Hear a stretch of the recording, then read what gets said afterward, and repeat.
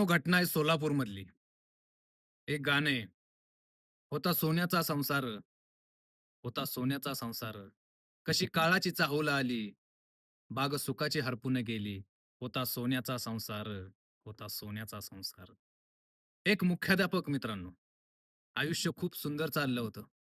पैसा-पाणी सगळ्या गोष्टी जिथल्या इथं होत्या. सेटल लाईफ झाली होती. 2 मुलं होती. एक बायको होती.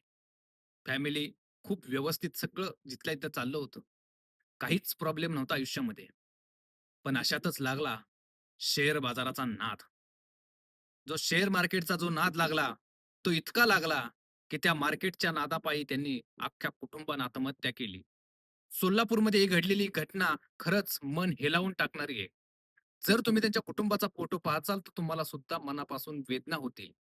आपसुकच तुम्हाला सुद्धा रडू येईल, तुमच्या डोळ्यामध्ये अश्रू येतील, इतकं सोन्यासारखं कुटुंब कसं काय उद्ध्वस्त झालं? शेअर मार्केटचा नाद हा कितपत योग्य आहे? त्याच्यामध्ये पैसा आहे का? तर 100% पैसा आहे. खूप पैसा असेलही कदाचित. परंतु तोच पैसा जर तुमच्या आयुष्याचं, आयुष्य पूर्णपणे उद्ध्वस्त करणार असेल, तर त्या पैशाला काय आग लावायची? जवळ-जवळ त्या व्यक्तीनं 1,00,00,000 काहीतरी वरती 87,00,000 पर्यंत त्याचं काहीतरी कर्ज होतं. तो प्रत्येक वेळेस आज सुटेल, उद्या सुटेल, परवा येईल, तेरवा येईल. एक माणसाला आशा असते, 4 पैसे हे जातील, परत येतील. मुख्याध्यापक म्हणजे चांगली नोकरी होती. पण कुठेतरी असा एक वाईट नाद लागतो.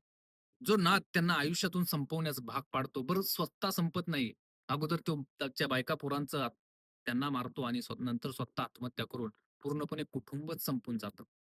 शेअर मार्केटचा नाद जो काही असतो, मला माहीत नाही शेअर मार्केट काय असतं, पण काही लोकं असतील ज्यांना शेअर मार्केटबद्दल अभ्यास असेल. पण शेअर मार्केटमध्ये मी तर ऐकलेलं असं आहे, की एकतर त्याच्यामध्ये माणूस श्रीमंत होतो, नाहीतर पूर्णपणे उद्ध्वस्त, भिकारी होऊन जातो. त्यातलाच प्रकार घडला आणि या मुख्याध्यापकांनी हे सगळं केलं आणि शेवटी असं पाऊल उचललं, की त्याच्यामुळं त्यांच्या आयुष्यामध्ये पूर्णपणे काळोख आलं आणि त्या ठिकाणी त्यांचे कुटुंब, सोन्यासारखा संसार त्या ठिकाणी उद्ध्वस्त झाला. मित्रांनो, सांगण्यास तात्पर्य या व्हिडिओमधून एकच आहे. कधीही आपले अंथरूण बघूनच पाय पसरा ही जी आपल्या जुन्या लोकांनी म्हण तयार केलेली ही वाईट नव्हती. ही त्यांनी त्यांची एक मर्यादा राखली होती. त्यांनी एक आपली लक्ष्मण रेषा आखली होती. इथपर्यंतच आपण जाऊ शकतो. आरती खा, सुखाने खा, काही हरकत नाही. मोठं पैसे मिळण्याच्या नादामध्ये, मोठं होण्याच्या नादामध्ये कधीतरी आपल्या पूर्ण फॅमिलीवरती अशी वेळ येते, ज्यावेळेस आपल्याला अन्न गोड सुद्धा लागत नाही.